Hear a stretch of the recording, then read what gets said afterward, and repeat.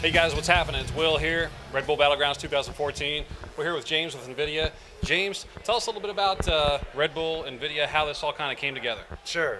Well, it started in E3 about 2 years ago, where our guys got together and we were talking about esports and kind of the synergies between the two companies.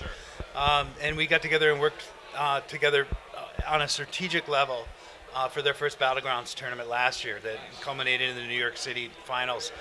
We are the official technology provider for Battlegrounds. Like at this example, at this event, this is the first major esports event running on a Maxwell platform, which we announced this week. Yeah, awesome. I think we're going to get some footage of that. I mean, it looks fantastic with the G-Sync and everything.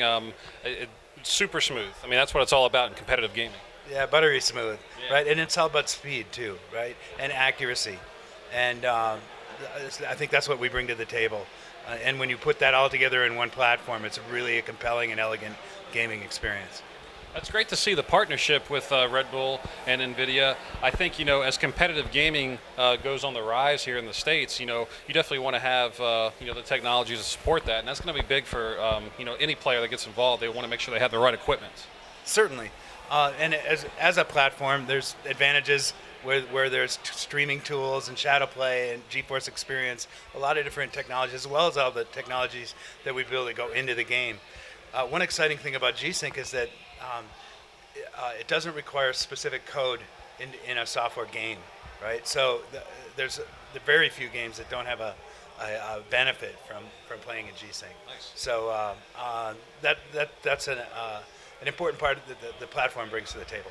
So how did Nvidia become involved with Red Bull? How long have you guys been covering esports?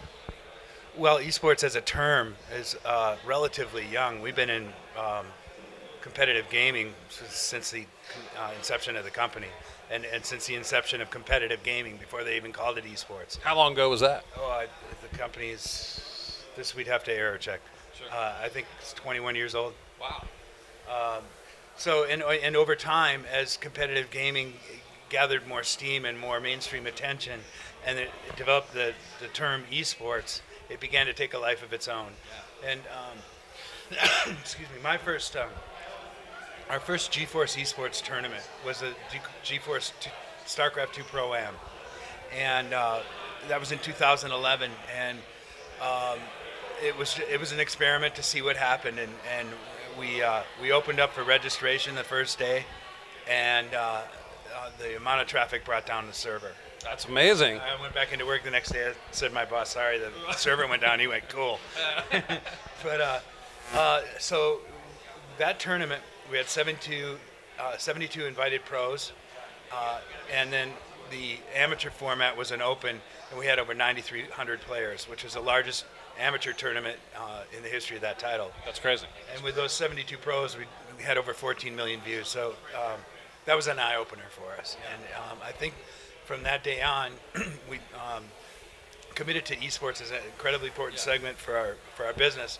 Esports fans and players are some of our best customers. So. Sure.